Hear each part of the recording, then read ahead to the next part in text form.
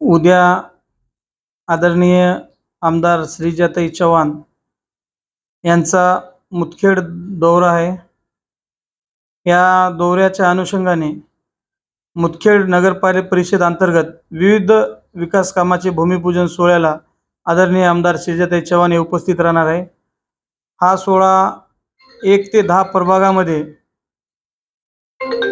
साधारणतः 3 कोटी रुपये लक्ष एवढी निधी आदरणीय आमदार ताई यांच्या प्रयत्नातून मुदखेड शहरासाठी विकास कामासाठी प्राप्त झालेली आहे।